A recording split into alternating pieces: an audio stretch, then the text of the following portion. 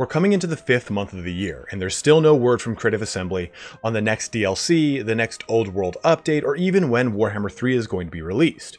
We've gotten word from a quick little vignette shown off earlier this month that hinted at a FLC mount and another Old World update in the works. But this has led a lot of people to wonder, is Total War Warhammer 2 dead? What is the future for the second installment in a trilogy of games? Well, I want to go over that with you guys here today, taking a look at what we've already gotten with Warhammer 2 and what is in need of a facelift.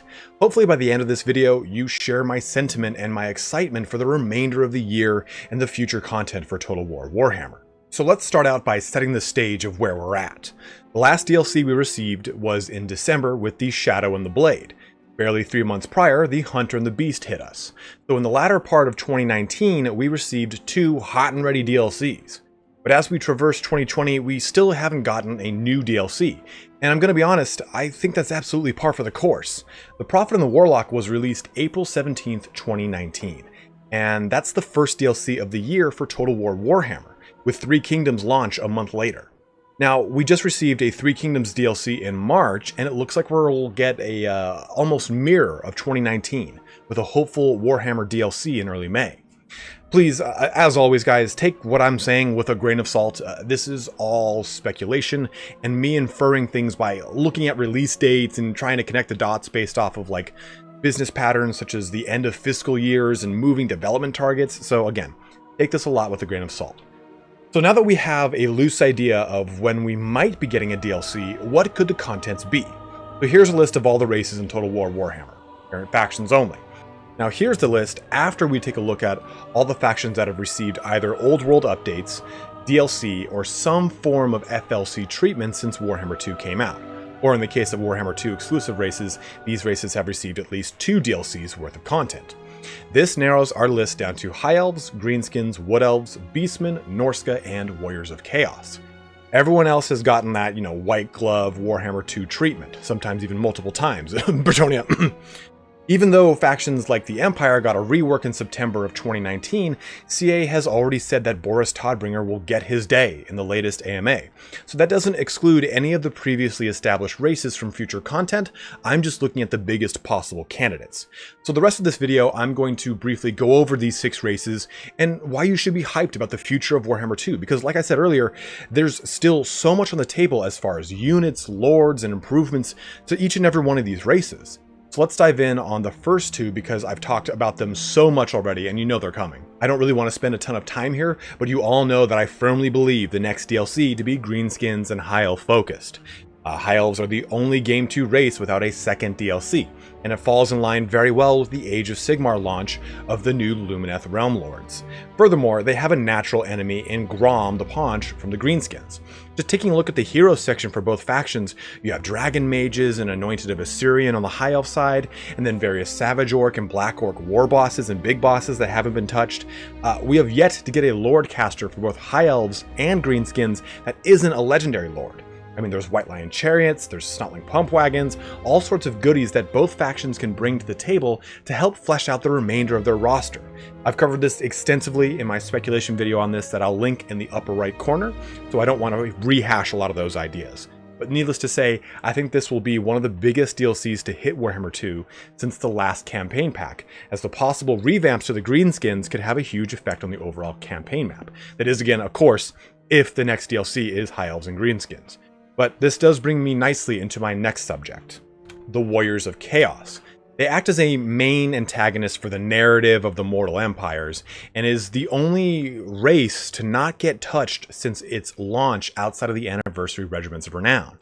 It is in desperate need of not just an update, but an entire facelift. I unfortunately, though, have to be pessimistic here.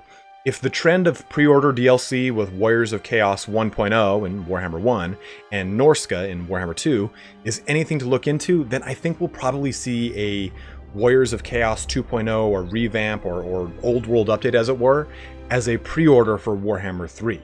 And this would make the most sense as it's the only race with a real presence in all 3 of the lands of the trilogy.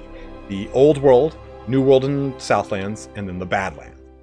Sure, there are other races in the Badlands, but not in the prominence that Chaos is. I know I've talked a little bit about the Southern Realms being possibly the pre-order DLC, but I think it's really a toss-up between these two. What I'd like to see here, though, is not so much demons, because I think that's a Game 3 scenario or Game 3 exclusive race. But I'd like to see the god-specific units, with perhaps a mini Lord pack, since there's nothing to those units outside of a reskin and different stat lines. If the pre-order bonus was adding in 3 god-aligned lords and an accompanying FLC that gives the ability to make your Chaos Undivided playthrough centered around one of the Ruinous Powers, that'd be huge. Sigvald could represent Slaanesh, but give us Valkia for Khorne, Village the Curseling for Tzeentch, and Festus the Leech Lord for Nurgle. That'd be a great way to finally polish off a faction that has needed so much love since the game first came out. It's one of the hardest campaigns not by virtue of being difficult, but by the virtue of a series of broken mechanics that are a severe handicap to the player because the game has vastly improved rule sets in Game 2. Speaking of antiquated rule sets, though, the Beastmen still rely heavily on the old Horde mechanic, much like Chaos, that has had a couple more passes over the years. The latest attempt to make a Horde working mechanic was with the Hunter and the Beast DLC to help bring the Kai the Wanderer to life as a wandering spirit of the jungle. In a Reddit post, CA has debunked the no DLC for DLC line that a lot of people worked under to explain away Beastmen and Wood Elf DLCs. So I think that actually having them together, centered around a DLC, would not only be an awesome concept, but greatly needed for both races. Rather than having them kind of be on their own, maybe Beastmen and Empire and Wood Elf and another faction, just slap them together and knock out the Warhammer 1 DLC races in one go, I think is a pretty powerful approach. The Beastmen faction has such a slimmed down campaign, focusing entirely on sacking and raising settlements with very little direction. You're basically playing a game of evading the strongest armies because if you die, your campaign is essentially over because you lose everything you've produced in your quote-unquote Horde settlement. But what could be added for the Beastmen, unit or lord-wise? A holy half-goat naked dude here, man. There are so many options. Just looking at legendary lords alone, we have the famous Tarox the Brass Bull. This dual-wielding Minotaur puts the Gore Bull to shame, as it would also introduce the Doom Bull to the game, a lord-level Gore Bull with beefier stats and probably a ton of awesome mechanics around it. I mean, you could finally run a campaign solely based off of Minotaurs. Then there's Goros Warhoof to introduce a Cav-centered lord into the mix for Beastmen, as Goros is essentially the primogenitor of all Senegors. Hell, there's even a regiment of renown that shares his namesake.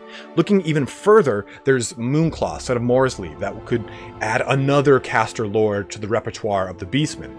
And since Creative Assembly has no problem with making hero choice legendary lords, there's even Ungrol Forehorn for a more Tretch Craventail-esque lord choice. And there's still plenty of unit options for the Beastmen in a possible DLC, such as the much-loved Gorgon, especially essentially a melee Cygor, or the Jabberslythe.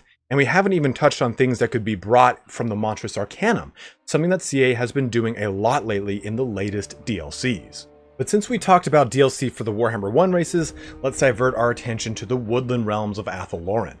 Now, this is a tricky one as the amount of units available in the Army book compared to the Beastmen is much lower. In fact, I'd go as far as to say that the 8th edition Army book is fully represented in the game.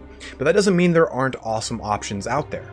Looking into the deeper past of the Wood Elves, Zotes are a pretty amazing candidate for a new unit. These would essentially be order-aligned dragon ogres, very similar aesthetic, but more reptilian and less dragon-like. They'd even have similar abilities. Why Zotes? Well, Zotes were recently brought back into Warhammer 40,000, and we've seen how Games Workshop likes to couple things with their digital IPs, and that might be a bit of a leap, but I still think it's something to look at. I mean, take for example the Lumineth Realm Lords and the High Elf claim that I made earlier. I think that they're trying to drum up as much excitement about a lot of these cross-platform or cross-content ideas or whatever it is. But the Monstrous Arcanum, again, could act as another source of amazing units to be added to the roster.